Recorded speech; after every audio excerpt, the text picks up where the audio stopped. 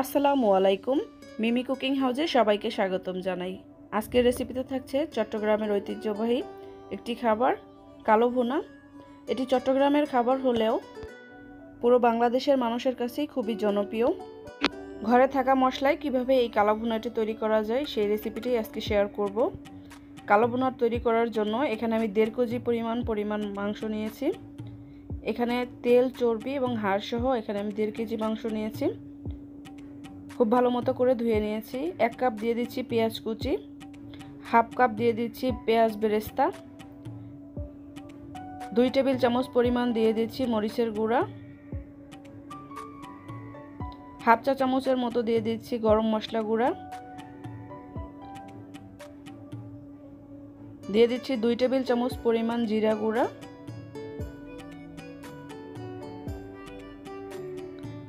Half চা চামচ দিয়ে দিচ্ছি হলুদের গুঁড়া,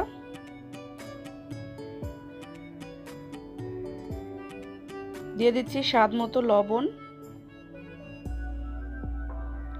2 টেবিল দিয়ে দিচ্ছি রসুন বাটা,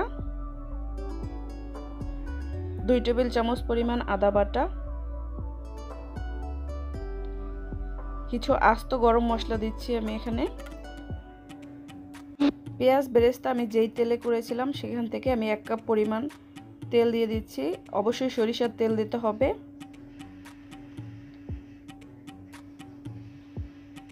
এবার হাত দিয়ে খুব ভালো মতো করে মাখিয়ে নিতে হবে। হাতে যদি সময় থাকে তাহলে 2 ঘন্টার মতো এই মাংসটাকে ম্যারিনেট করে রেখে দিতে পারেন, এতে করে মাংসের ভিতরে মশলাটা ঢুকে যাবে। আর হাতে যদি সময় না থাকে সাথে সাথেও এই মাংসটা রান্না করে নিতে পারেন।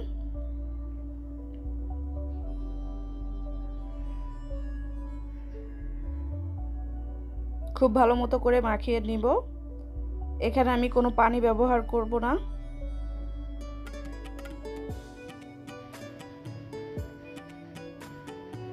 এবার ঢাকনা দিয়ে চুলায় বসিয়ে দিচ্ছি একদম লো আঁচে। আমি এই মাংসটাকে 1 ঘন্টার মতো রান্না করে নিব।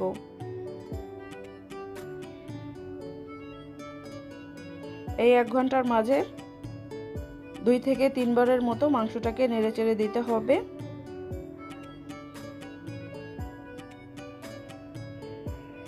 মাংস থেকে যেই পানিটা উঠবে সেই পানি দিয়েই আমি এই মাংসটাকে রান্না করে নিব। কালো ভুনা রান্না করাটা খুবই সময় সাপেক্ষ।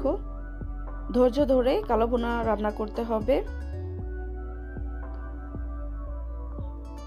তো আবারও ঢাকনা দিয়ে ঢেকে দিব।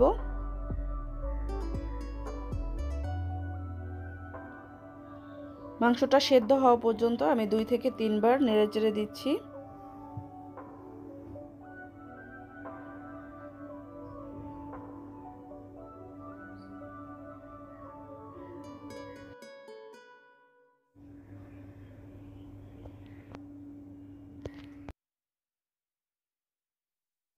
প্রায় 1 ঘন্টার মতো আমি মাংসটা জাল করে পুরোপুরি সেদ্ধ করে নিয়েছি। এবার এই কালো ভুনাটাকে ভাজা ভাজা করে নিতে হবে। এজন্য চুলায় একটি ফ্রাই প্যানে আমি 1/3 কাপ পরিমাণ সরিষার তেল দিয়ে দিচ্ছি। দিয়ে দিচ্ছি 4টা আস্ত শুকনা মরিচ, এতে করে ফ্লেভারটা খুব ভালো আসবে। দিচ্ছি 4 কোয়া কুচানো রসুন। রসুনটা এবার ব্রাউন কালার করে ভেজে নিব। ব্রাউন কালার হয়ে আসলে এর মধ্যে আমি রান্না করে নেওয়া মাংসটা ঢেলে দিব।